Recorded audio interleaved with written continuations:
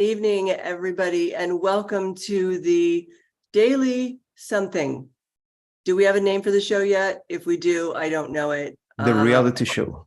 The reality show. Welcome to the reality show, because all the other shows that you're watching are not reality. This is the only reality show that there is. We have a number of fantastic people here that are joining me as co-hosts. From left to right, clockwise, I'm going to introduce first names only. We've got Michael, we've got Alejandro, we've got Matthew, we've got Megan, Morgan, and Joseph. All right, so fantastic. Today and we Jax, have, she's also a wonderful person. Yeah, sorry. I'm Jax. I'm Jacqueline Schumann. Thank you very much for reminding me of myself. So we have a few interesting topics today. The first of which we are going to start with is Barbenheimer. So I had to wear my pink shirt with my Oppenheimer iron-on, which I think I'm just going to start wearing this around all the time now. But there has been lots and lots of critical review on the movies Oppenheimer and Barbie for various reasons. And if you were like me and you went to go see these movies on or around opening weekend, you could tell all the people that were going to see Oppenheimer versus Barbie, because the Barbie people were all in pink and the Oppenheimer people were not. So nobody was dressed in a fedora or anything, although that would have been really cool if they had done that with a fedora and a cigarette or a vape hanging out of their mouth.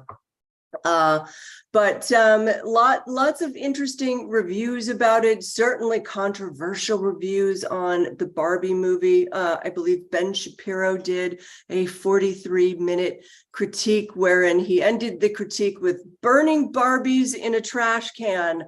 I love to see when that little man gets so excited. Did he actually? Because that could not have smelled good. I don't think it would have smelled good. That's a lot of plastic. I definitely saw where he was outside, but he threw them in the bin and set their hair on fire.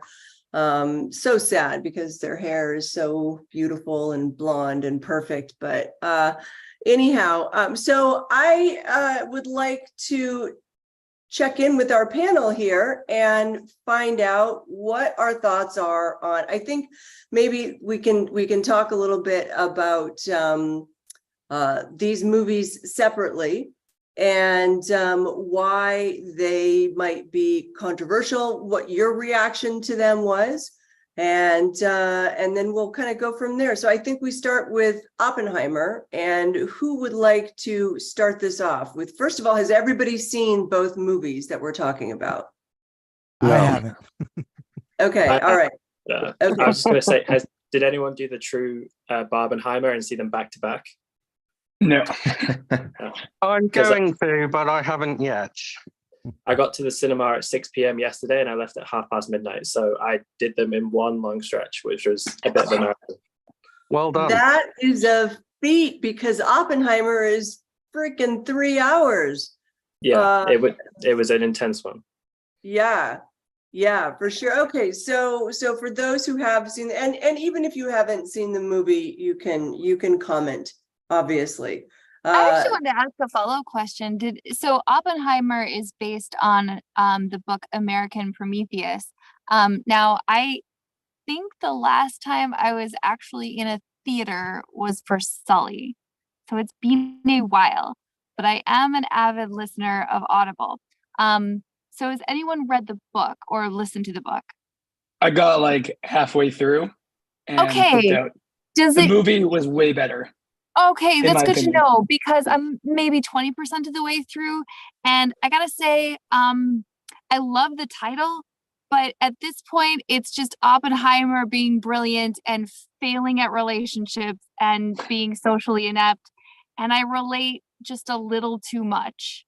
So it's really hard to get through the book at this point. I'm hoping it picks up and we actually hear something about the science. Does that happen? No, that was my, yeah, I don't know if we want to get into this, but that was one of my biggest disappointments of the book. But I thought the movie did a fantastic job of. So the book doesn't delve into the science, or it doesn't give you a scope of the magnitude of the Manhattan Project.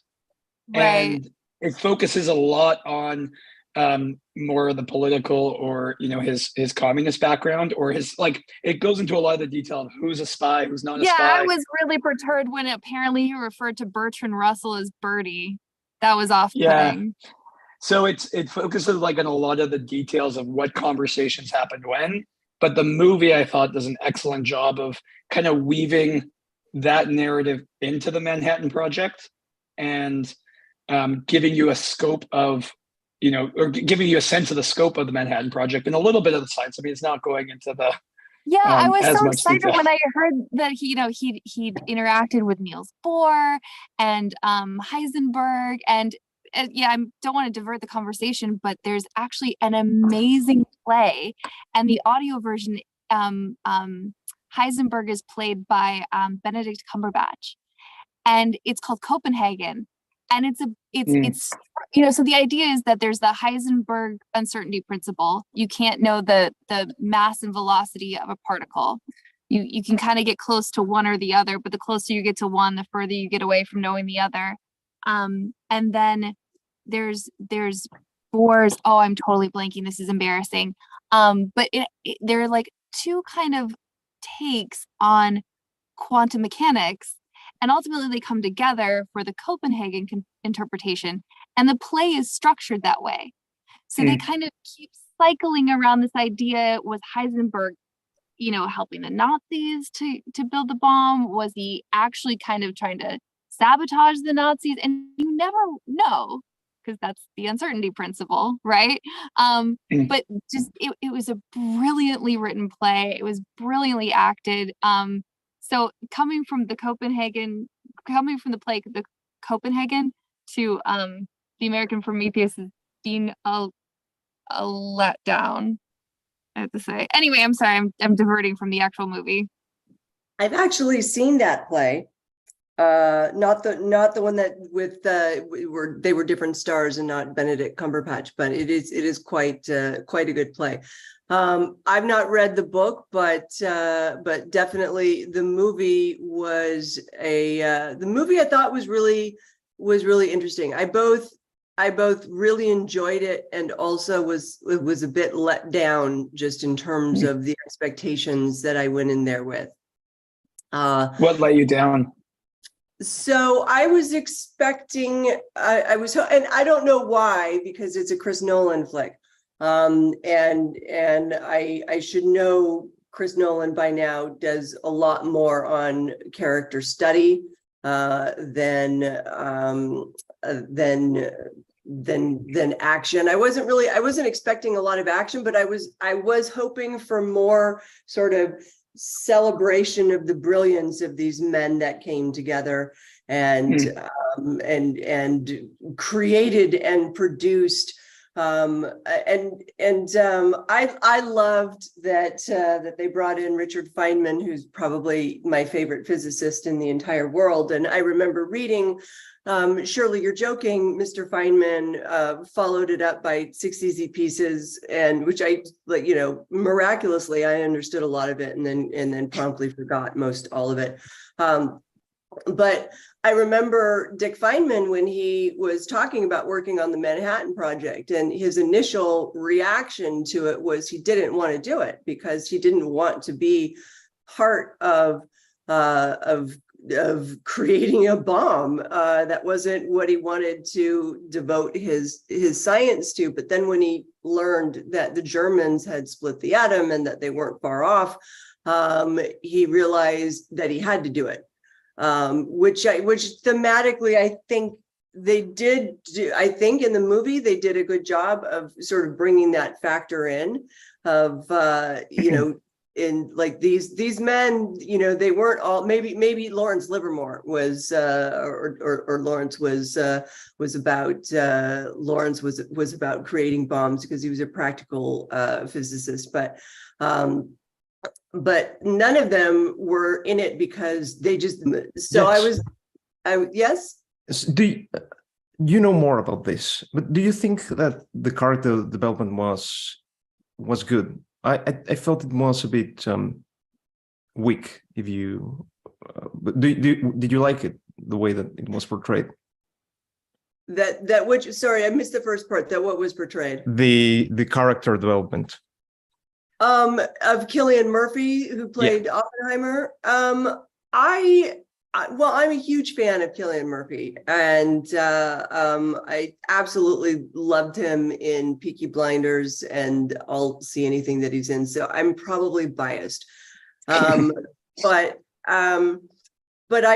thought that they focused a little too much kind of on some of the more neurotic parts of him, but.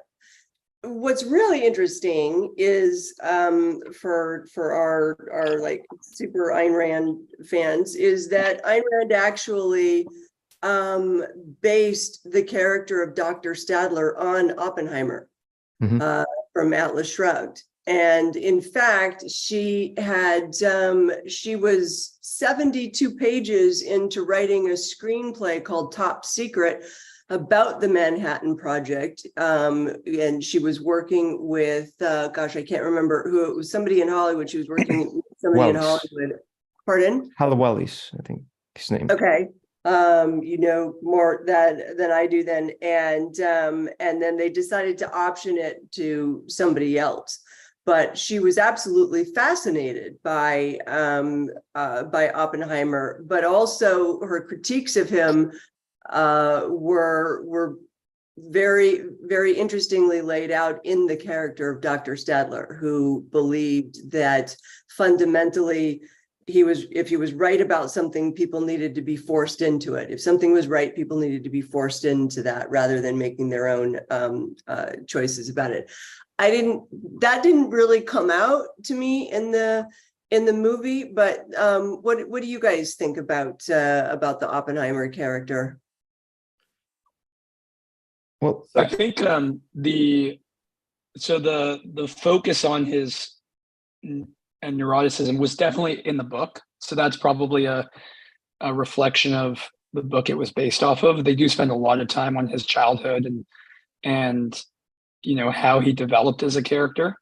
But I guess I find it hard to separate my reading of the book from what I saw in the actual movie. So I'd be curious if somebody who hasn't read the book and what they thought. I haven't read the book. I thought the film's pacing was a little off. I mean, it is a huge film, so pacing it right was probably quite a difficult task. And it kind of ends up in two movies where the first half kind of feels like The Imitation Game with Benedict Cumberbatch, where it's about this kind of brilliant man. And then the second half is kind of more like a trial drama, cutting between two different trials, and they felt quite distinct. But whereas I thought The Imitation Game really paces the character development of Alan Turing really well, this one kind of tried to set up Oppenheimer as this kind of cool, rebellious genius who's a bit weird, but a bit of a womanizer and a kind of a bit of an edgy guy, and wanted you to like him a bit too quickly and a bit too easily. I don't know if it set it up really well. I thought Cillian Murphy's performance was really quite good. But then, unfortunately, although I really like Emily Blunt, I thought her performance was really wooden in this. When Oppenheimer and Emily Blunt interacted, there was just zero chemistry between them, I thought, which was a bit of a shame because his romantic relationships is something that it gets focused on a lot. I don't know if that's brought up in the book.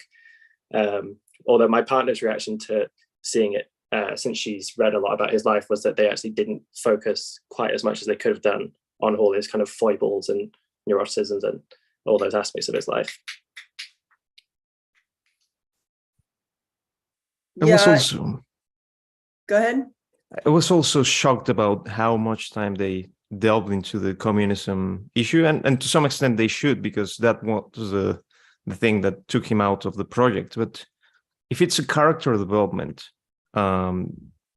movie, I don't think that communism plays a significant role in what Oppenheimer was. Unless, of course, you would take the Ayn Rand approach, which, taking into account, I think she had a good opinion on Oppenheimer. I think Stadler isn't, even though Stadler is inspired by Oppenheimer, I don't think that they're the same people. But maybe you could have seen some of the character that Ayn Rand develops in the essay Altruism as Appeasement, where basically she tries to untangle the kind of psychology that comes from people who will accept altruism, not because they are convinced by it, but because they want to join a gang. They want to be accepted and be taken by certain groups so that they are beloved or some other stuff. So it was Oppenheimer's acceptance of communism more probe for him to be loved rather than or to be accepted by other people, or did he really believe in it? And I don't think that I'm able to discern that from the movie. And I would really have liked to see. From the movie, I gathered that he wasn't like a dyed-in-the-wool communist. It seemed at least from the movie, I don't know what it was like in real life, but the way that it seemed to be portrayed in the movie was that this is sort of like McCarthyism at its peak. And the last thing in the world that they want is for one of their most brilliant scientists to turn out to be a communist. And so they wanted to sort of use everything, dig up all the dirt that they possibly could. But it seemed, at least from the movie, that he was involved in the movement tangentially because of the woman that he was involved with. And never really had any ties to communism beyond that. I mean, they weren't showing him, doing any dead drops for the Russians or the KGB or whatever. So the movie at least seemed to portray that the Robert Downey Jr. character was effectively on a witch hunt in an attempt to discredit Oppenheimer. And that it seemed to be personally motivated, which I don't know the actual real history of that. I don't know if that was as extreme as was portrayed in the movie. An interesting effect that I read later was that, and Chris Nolan does this a lot in his films, he did this with Memento, is he switches between color and black and white. And when he's in color, you're getting a subjective view. You're getting the view from Killian or from Oppenheimer's perspective.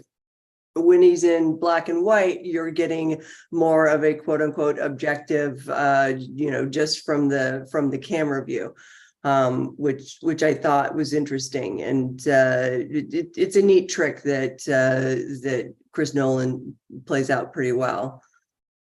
But what other thoughts do we have here on the movie as a whole? I do agree that with Morgan, just about that chemistry between Emily Blunt and Cillian Murphy. I wish that there were so many opportunities for it to be better. She just came across to me as somebody that I'd want to cheat on. Because she hated her babies and just didn't really, I didn't really buy how they fell in love in the first place. So that part didn't really work for me. Anytime those scenes happened, I was just kind of waiting for the next scene I was waiting for it to be over so we could get back to the part that I was more interested in, which is him building the bomb. Oh, you're muted. Whoops. One question I have for everyone, because it's again, I have some of the context from the book, so I'm curious how much of this came through in the movie for everyone who didn't read the book. But one of the threads I really enjoyed from the book and movie is just playing, like presenting a little bit of the naivete of the scientists. So quite a few of them were sympathetic to communism. You know, that's a bit of background they present. And then one other aspect is they clearly underestimate and don't understand Stalin, right? So a lot of the scientists really wanted America to share. They thought that the path forward for peace was to share the knowledge about the bomb with the Russians, to collaborate. They thought that would be the best path forward to de-escalate. And I just found that a fascinating thought experiment, just to like think about, is it their naivete? Did they understand the full implications? Did they just not have enough context? Because at this point, right, you haven't seen communism's failure yet, right? There's a lot that's still being suppressed. You don't really know how bad it was in Russia. And so did they fully understand? Because these are geniuses, right? Geniuses of science, at least. The best in the world, all collected here in the Manhattan Project. And is it just that they have this blind spot? Could they have anticipated how horrible communism is at that point? So that's just a really interesting thread that I saw in the movie and the book. I'm curious if that came through in the movie for people that didn't read the book. What you guys thought of that? It's one of the kind of big moral dilemmas that comes up kind of halfway through the movie when they're actually in the Manhattan Project about how they should conduct themselves. I do think actually the way his relationship with communism was portrayed, I thought it was a bit stronger than you thought, Jackson, that I think he was very much portrayed as a kind of fellow traveler who backs away more for the fact that he is fundamentally has a patriotic streak rather than he doesn't believe it anymore. And because of the kind of encroaching Red Scare atmosphere that kind of heightens throughout the movie. As for the kind of desire to share the knowledge with the communists, that's brought up quite often, and it's brought up as a motivation for him, but also for his fellow scientists at the site where they build the bomb. I'm trying to remember the name now, but it's blanking in my mind. Los Alamos. Yes, at Los Alamos. And one of the ways in which I think they kind of dramatize that is their worries about a chain reaction on setting the atmosphere on fire, which I don't know if that was a real concern of them. It probably was. Oh. Yeah, that was a real concern. Yeah, so they kind of bounce off of that as to say, like, kind of, well, we're acting in what we perceive to be our own self-interest, but should we not kind of share this knowledge so that nobody's going to use it? And the ultimate kind of dramatization of that being, we're going to kill everyone just because we don't trust each other. So that's kind of how they weave that in. I mean, the movie ends on a really interesting, ominous note, right? Of he's contemplating, have they just kicked off the end of the world? But what's kind of fascinating is that it doesn't, like, we haven't had a nuclear war since they dropped the bomb. So that's another interesting, I thought, real, like, provoking question to think about was, were his fears warranted? And were the fears of the scientists warranted? Of, we haven't had the nuclear war that they feared, and it hasn't been peaceful and peachy in the last 60 years, but certainly at least we haven't had the devastating nuclear war that they feared. So yeah, I don't know if anyone has thoughts on that. Can I say something? Am I on mute? No. Nope, Okay. nope. Go for it, Michael. You asked a question earlier about the scientists that were communists back then. And I've heard this said a lot that, well, back then we really didn't know yet about the horrors of communism. But Ayn Rand wrote We the Living and Anthem before the Manhattan Project. Mises wrote Socialism in 22 and completely demolished the entire theoretical structure of socialism. And just the very idea of it, of having this overarching government who's going to decide what everybody produces and what everybody does, sounds sickening to me.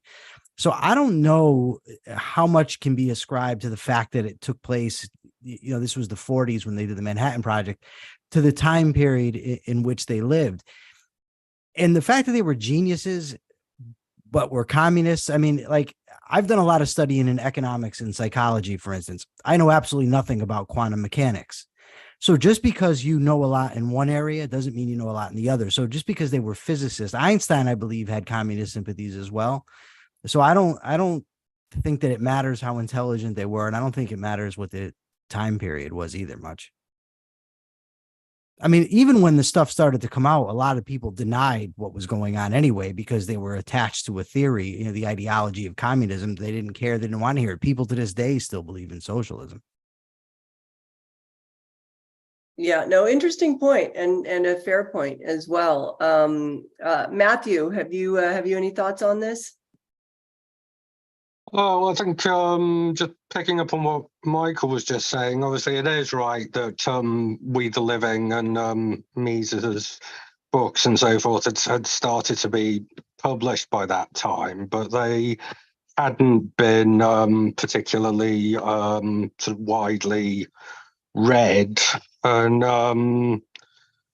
yeah, I guess it's just that the consensus in the sort of media in the culture at the time seemed to be that socialism and communism was this kind of progressive positive development, and people just didn't realize what was actually really going on. Yeah, weren't there reporters who just made stuff up at the time? You know what I mean? Like they saw the horrors and just completely whitewashed it.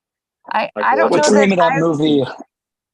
Oh man, there's a great movie on the Holodomor, on the Ukrainian. Oh, Mr. Jones. Mr. Jones, yeah. Yeah. It's a whole, and it's about the suppression of, like, how the New York Times in particular was intentionally misrepresenting what was happening. And And that yeah, was in it's the a great movie 30s too. That was in the early 30s. So and that did come out in the news eventually, the great famine in the Ukraine. So there was information available, right? That movie was based on George Orwell. That was the idea, that was where George Orwell got the idea for Animal Farm. It's fantastic, brilliant movie, by the way, highly recommended if for anybody who hasn't seen it.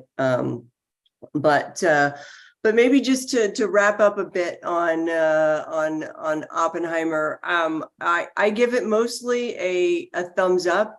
I was still disappointed that it didn't focus more just on the genius and the collaboration of these men. I also thought it was a bit disingenuous when they were kind of sidling in the or trying to pass off the premise that the Japanese were about to give up anyway. And that it was unnecessary to drop the bomb, which is absolutely not true. They were planning imminently more and more attacks. They would not stop. Even after the bombs dropped, wasn't there a group of citizens, like not an insignificant group, that were going to kind of storm the emperor's palace and try to make the country keep fighting? Am I remembering that correctly? Because history is not my wheelhouse. I do not know that one for a fact. I know enough about what the bomb did, and that they were absolutely adamant they were not stopping, and they had no intention of stopping. They had multiple attacks still planned, and we had to drop 2 bombs, not just one, but 2, to get them to stop. So and make it look like we had more, which at the time we did not. Right. Exactly.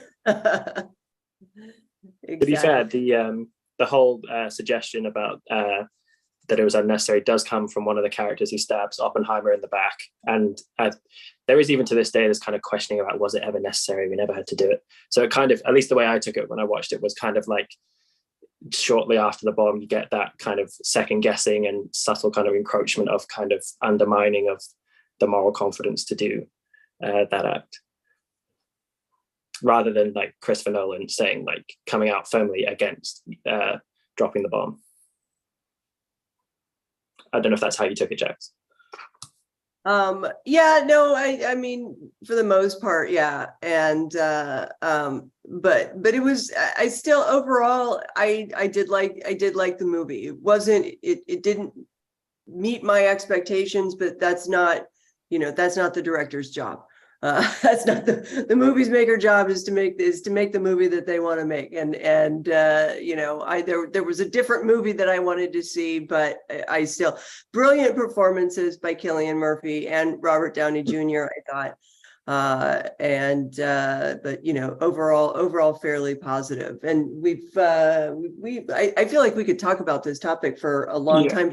You have the other one movie. piece of advice I'll give people is, if you want to have the experience Jax wanted, read the book first, because it does even worse of a job of presenting the science. So I had low expectations going into it, and Nolan exceeded them because he did a better job of showing the scale. So read the book then, and then you might have a better experience.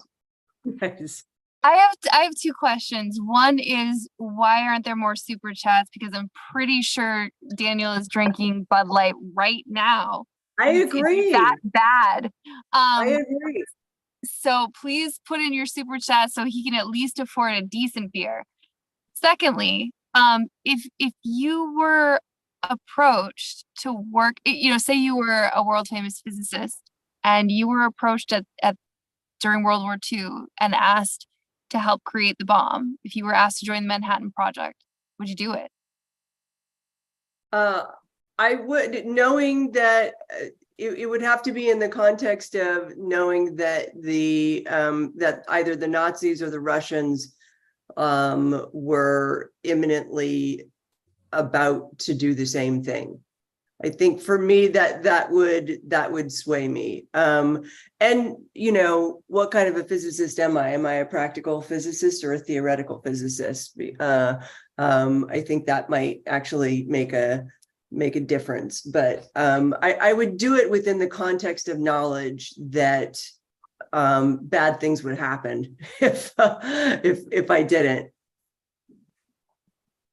What about you guys? I think I would be open to it, provided I was being asked to work for one of the sort of free countries, if that makes sense. Yeah, I mean, that's the well, so let me give a little context. I got my PhD in a microbiology lab. And whenever I say that, I have been asked more than once, so were you working on the next anthrax? I'm like, what makes you think I would find that fun? I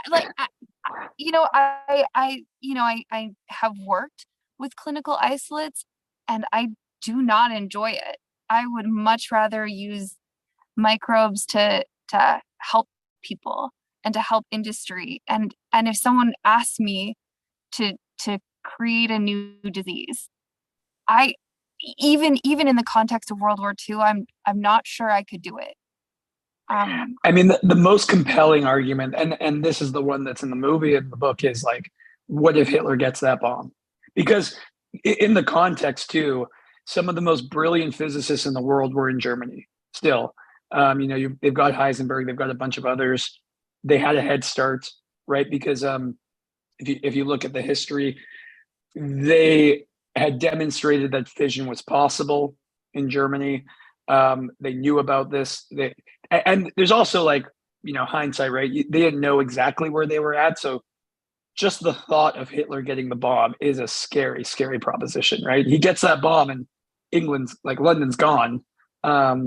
And so that's pretty compelling. That is, you see it in the movie. That's the main thing that wins over a lot of the scientists, is they can't let that happen. And that, I think, was how it played out in reality as well. That was the compelling argument. The interesting point I think that Megan brings up is that as I'm paraphrasing and tell me if I'm wrong, but scientists don't necessarily live and breathe to create weapons of mass destruction.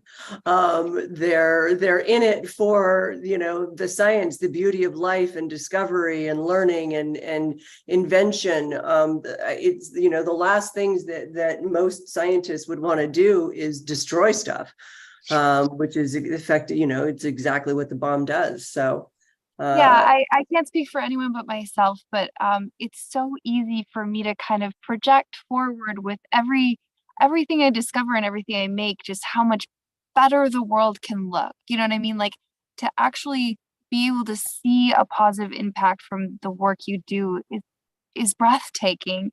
It's very hard for me to project what someone nefarious could do with the same thing, but it's happened to me. I've worked for bad people who took my work and did bad things with it.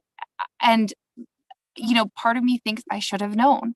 And and if I step back into my previous self, I think it was genuine naivete that I could not imagine someone not wanting to be beneficent, someone just wanting to be destructive. I think I still struggle to understand that that's real. yeah. Fair points, interesting points. And as well, we do have our first couple of super chats. So thank you, Megan, for reminding everybody about that. Kirk Wilcox for $2 is donating a Bud Light tall boy for Daniel. So thank you, Daniel. Daniel appreciates it. Robert Nacer for $5. Bud Light is not beer. It's not even worth using as a coolant for nuclear reactors. Please contribute and save Daniel from this fate worse than skeleton death. Yeah, we all need Daniel to have better booze in his liquor cabinet. So let's talk about Barbie. Who here has seen Barbie? Okay, so we've got a few people. I was dragged to see it by my daughter, who saw it on we saw Oppenheimer on a Sunday. She saw Barbie with her friends on a Monday, and then dragged me to see Barbie with her on a Tuesday, which I got What did you do? Which I got a speeding ticket for as I was driving to Barbie. I got my first speeding ticket in about 5 years. So that was that. I will always remember Barbie. I will always equate it now with getting a speeding ticket. But I actually did want to see it because she was so, like, my daughter's 18 years old. She was like, "Oh my God, Mom, it was amazing. I cried at the end." And then, of course, because it was so controversial, I mean, anything that Ben Shapiro hates, I want to watch it. So I definitely had some reactions to it. But for those who did see it, what are your thoughts on it? I know nothing about so the much fun. premise. So what, without spoilers, is it possible to kind of? Sorry, let me go over that. Okay, so the premise of Barbie is played by Margot Robbie. Margot Robbie is the original Barbie, is the original stereotypical Barbie that all of the other Barbies are based on, and they live in Barbie land with their Barbie dream house, and everything is perfect, everything is wonderful, and they live there with all the different models of Barbie: President Barbie, Construction Barbie, Dr. Barbie, all the different Barbies that that we grew up with, and they're there with the Kens as well, with the Ken dolls. And Ryan Gosling plays the original Ken, whose main function in life, main purpose in life, is to be Barbie's sidekick. Basically, he's there. He was made to be the passenger in Barbie's car, basically. Whoa! He has a really important job in the movie. Is Beach. It's His beach. job is Yes. beach, not Job is- lifeguard. Yes. It's Beach. beach. It's just stand on the, he can stand on the beach. He can't do anything, but he can stand on the beach and look hot, which he does. He does a fantastic job of standing on the beach and looking hot. And there's all the other different Kens who, you know, they do beach as well. And then Ken's friend Alan, of whom there's only one, is that and Alan, these are all actual real dolls that came out over the years. Well, a rift in the fabric of reality is breaking because Barbie kind of wakes up one day and starts having thoughts of dying. Like, oh my God, what would it be like if I died? And like all the Barbies are like, what? No, you know, because everything is perfect and beautiful and wonderful. And it turns out that the real life, the real world is somehow interfering in the Barbie fantasy world. And Barbie has to go to Broken Barbie. It's the Barbie doll that got played with too roughly by children, and who's played by Kate McKinnon from Saturday Night Live, and she's perpetually in the splits, and her hair's all messed up. It's the Barbie that we all treated horribly, right? And which I think that like those aspects are really great and hilarious. And so she has to go to the real world and fix whatever, you know, it's clearly they've decided that it's a little girl that's messing with the fabric of reality. That's what they think.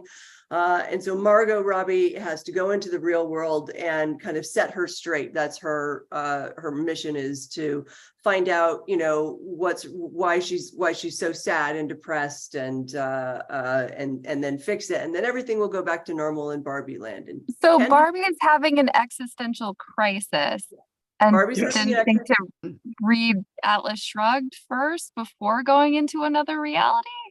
No, because she needs to fix her reality. She wants, and the only way to fix it is to find the little girl that is giving her negative thoughts. Because they're all like, there's always some human that's tied to a particular Barbie.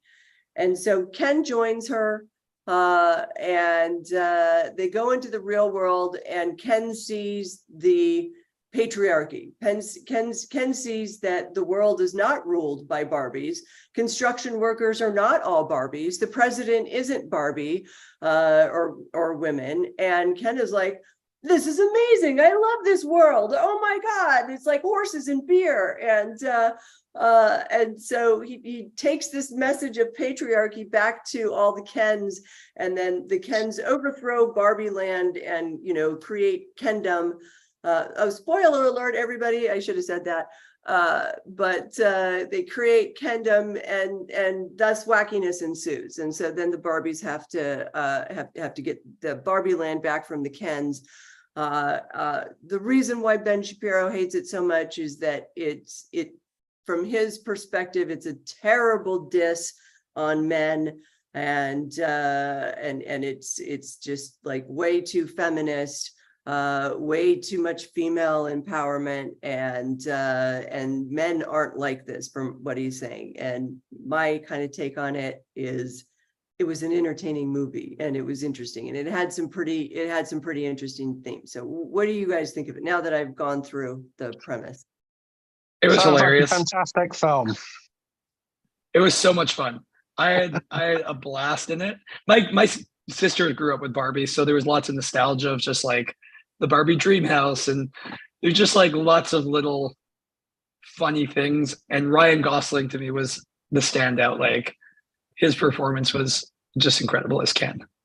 I found him to just like, when he's playing guitar at her, is just one of the greatest things I've ever seen. There's just like great moments. If you don't look at it too deeply, it's amazing. It's a fun time. I don't really understand yet the point they were trying to make, if they were like obviously they're anti-patriarchy, but how like they seem critical of wokeism in some aspects. I didn't really understand much of the message, but I didn't try and look too deeply at it, and instead just had a blast. Yeah. I thought it was great in that there was like the number of gags per minute was just like they were thick and fast, like from the beginning, and it was a really funny movie. If you liked Barbie, you'd probably get some of the references a bit more than I would. But even in terms of the subplots, in terms of like it as a serious movie, it's actually a question I wanted to ask you, Jack, since you said you went with your daughter.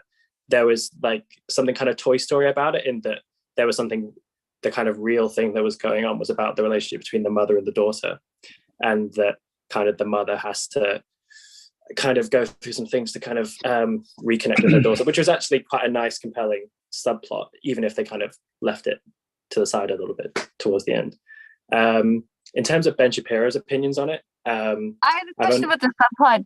Did they bond over Barbie? And I asked because, like, you know, my daughter loves to play with dolls. I have never loved playing with dolls, so when she insists that I play dolls with her, I try to do like a Prohibition era, like Chicago gangster type voice for all the Barbies, like, give me my Tommy gun, sir, and then I get kicked out of the playroom for some reason.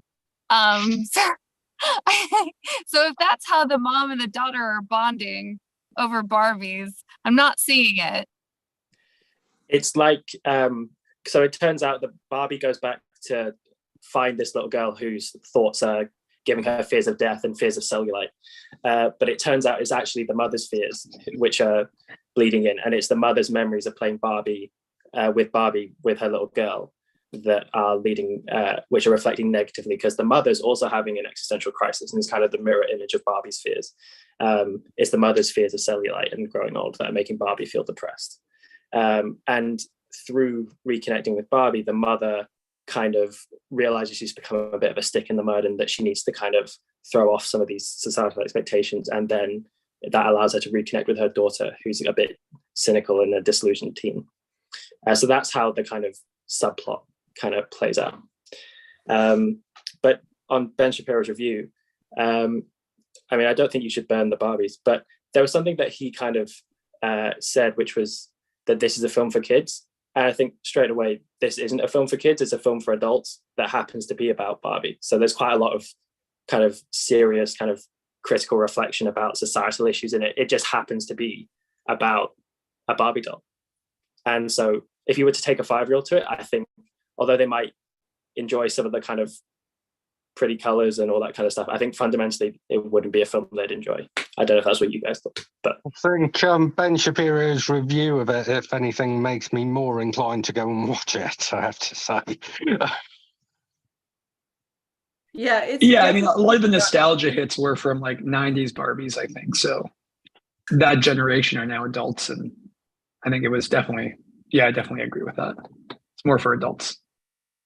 Yeah, I think that that it's the humor is lost, and the inside jokes would be lost lost on kids. It's definitely for, you know, teenagers and up, I think. And I think that there was really interesting commentary just on expectations of women that really rang true for me. And I was having a conversation with my daughter about it, because the stereotypes of women, the mother is played by America Ferrera, who did a brilliant speech. She had a great monologue in the movie about, you know, what's expected of women. And you know, we're expected to be thin, but not too thin. And we can't say that we want to be skinny, but we want to be healthy.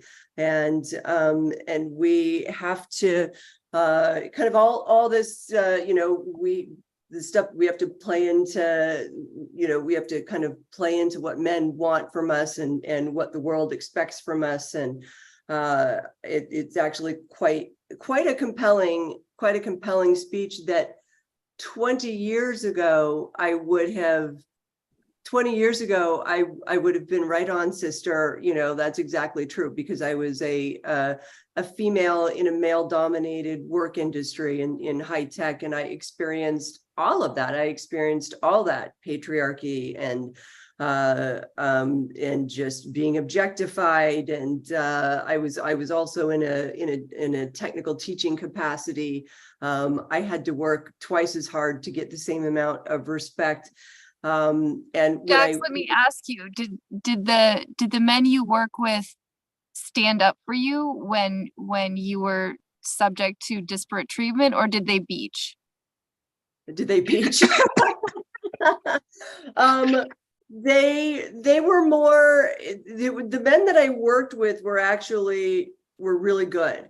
And the men that I taught were not, and then and also the customers that I had that were most of the customers that I had were men. I will say that when I started at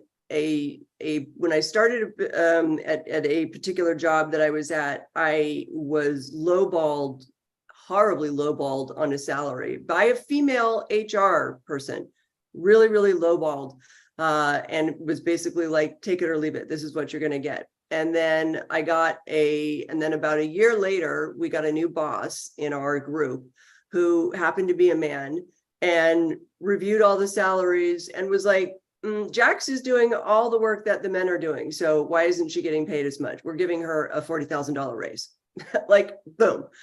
And so I mean, it's oftentimes the men that are helping to help with the disparity in inequality when it comes to that. So, but back to Real men do. Huh? Pardon?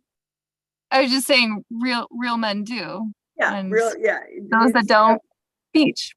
Right. Those that don't beach and try to put their thumb on the others. And so this conversation that I was having with my daughter, I was like, 20 years ago that was the case, but it really is so much different now. But then my daughter said, if that were, she's like, I understand that, but every single thing that the Barbie experienced, that Margot Robbie experienced when she was in the real world, the kind of like microaggression and like the construction workers leering at her, and then like somebody just kind of randomly coming up and smacking her in the ass. She's like, I relate to all of that as an 18-year-old, living in the world today. So I thought that was pretty interesting. What are some other thoughts that you guys had on it? I had a question for you, or for anyone that knows more about movie making than I do. Why do they put chase scenes in movies?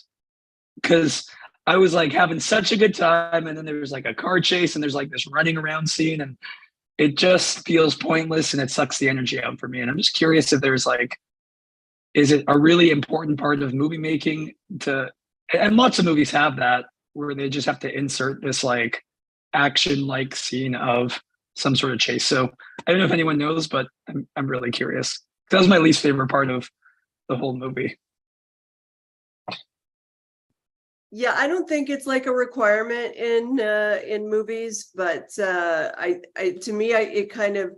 sort of took it as just kind of a gag, like, oh, now we're gonna have a chase scene, as like a tongue-in-cheek kind of thing. I wasn't, too compelled by the chase scene. That was when Will Ferrell's character, I think, was and his people were chasing after them, who I thought was hilarious as well.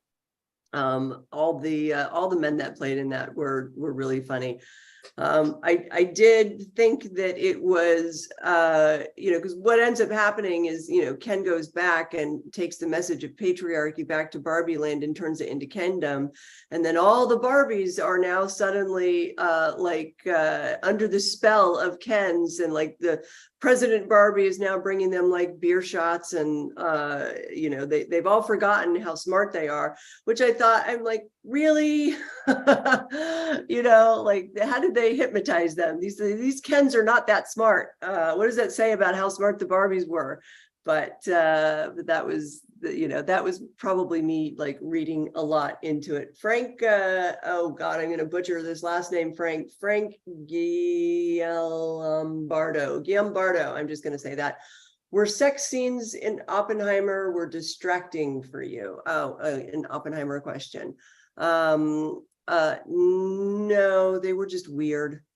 I thought they weren't like, hot sex scenes. They were just like, they were just really weird. But they weren't like that distracting. So guys, we're like at the top of the hour already. Any final thoughts here on either Barbie or Oppenheimer? Real quick, I just want to say that in my mind, I associate Barbie with Sound of Freedom, the other movie that's out. I haven't seen either one of them, but it just seems like on the right, they love Sound of Freedom and they hate Barbie. And on the left, they love Barbie and they hate Sound of Freedom. And it's just a sign to me just how political everything is. But the right seems to just be, in America anyway, unhinged, like burning Barbie dolls. I mean, they're obsessed with transgenderism, pedophilia, and woke. And it's just maddening. Like, I mean, just the thought of burning Barbies to me just seems so insane. You don't like the movie, you don't watch the movie, but burning Barbies, really? Yeah. What's the Sound of Freedom about? It's about a guy who used to work for the Department of Homeland Security, chasing down like people involved in child pornography. And then he kind of goes into his own nonprofit thing where he's rescuing kids that are being forced into the sex trade. So it's like about child sex slaves, which a lot of people seem to be very hyper focused on it over here. And I don't know why, I don't know where it comes from, but it's definitely a big focus amongst our right wing in America. So are you saying that the left hates that movie? From what I'm hearing and from the reviews I read, they do not like Sound of Freedom. They think they basically say it's a QAnon QAnon dream or some such thing, and it's just reinforcing. It sounds upsetting.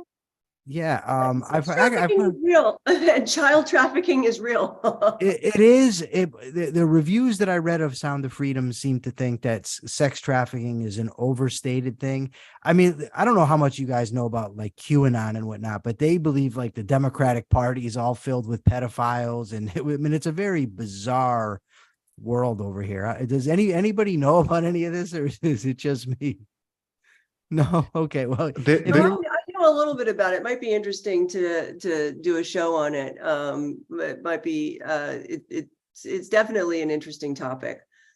But yeah. So, but I had no idea that it was so. I knew that the right hated Barbie, but I didn't realize that the left equally hated the other Sound. What is it? Sound of Freedom. Yeah. But yeah, I think it's, it's ridiculous that they're like burning Barbies, and no, it's like it's almost like validating the movie Barbie in a way, like, oh God, you're so threatened by it that you're burning Barbies. Like, oh no, what's Barbie gonna do to to my fragile ego as a man? So so the Barbenheimer, is that kind of is the portmanteau meant to be like a kind of a commentary that these two very disparate movies happen both to be very popular at the moment? I'm not sure what to make of the portmanteau. I don't know. The point was they both came out at the same time, which is a kind of slightly unusual for two big blockbuster movies. And there are reports of a lot of people buying, excuse me, of a lot of people buying tickets to see sort of both one after the other on the same day on one theatre trip. Yeah, like me, and I can report that that's a suboptimal way to do it. I'll say it's a suboptimal way of enjoying any movie is to sit through a 2 hour something movie and then go in for 3.5 hours for another one, because you're hot and sticky and you've had too much popcorn by the end, and I was ready to leave. I will just say, and also thematically, they're such harshly contrasting movies that, like, watching Barbie first, which is pink and colorful and funny, and then going into quite a dour kind of, like, not grayscale. Well, there is grayscale in Oppenheimer, but like low color saturation film that's Oppenheimer was quite a contrast. I will also just say I think about, I'd be inclined to go the other way around, actually. yeah, that would probably be better actually. But I would just Sorry, say about I didn't mean to interrupt you. Sorry. Yeah. No, don't worry about it. About Barbie, I found, although I think there's the stuff that you were talking about, Jax, which is kind of the legitimate parts of it, I agreed with Joseph that I found its ultimate conclusion a bit ephemeral and hard to grasp. And I found some of it a bit more objectionable, perhaps, but ultimately where exactly its conclusion was on some of the topics it was bringing up wasn't entirely clear. It was in some ways critical of the feminist movement in that it clearly wanted, I heard someone describe it as the film that will make you rethink about feminism, not in the sense that Ben Shapiro wants you to rethink about feminism, but clearly in the way Greta Gerwig does from a different perspective. But I found that aspect of the film really quite objectionable in the sense that it was kind of being shouted at you. It wasn't really weaved in. It was, you were explicitly just talking about critical theory and all this kind of stuff, which for some people in a kind of postmodern ironic way, you might like really enjoy. But I found that quite just not what I was there for. But if you can kind of push through that and enjoy the gags and Ken kind of being silly, then it's like it's a very fun film. Yeah, agreed. We have a not a super chat, but a member for 13 months, Tom Kozlal, who says, fortunately for us, on the Oppenheimer topic, fortunately for us, Hitler was concerned about the home front and the Nazis lacked a strategic plan and focused on irrational goals. Yes, yeah, definitely. All agree on that one. Well, folks, it is a few minutes past the top of the hour. We had what a great panel today. Lots of people, interesting topics. Who would have thought we would be talking about Barbie and the atom bomb in the same conversation, and yet we made it happen. Daniel, are there any shows that we need to announce? I'm just checking to see if we've got no shows today, but tomorrow we have, of course, the Daily Objective and the reality show. All righty. Well, you heard it straight from Bud Light man, who still needs support so he can have a better liquor cabinet. But thank you, everybody. Thanks to the panel here, and everybody have a wonderful rest of your day, and tune in tomorrow for more riveting discussions.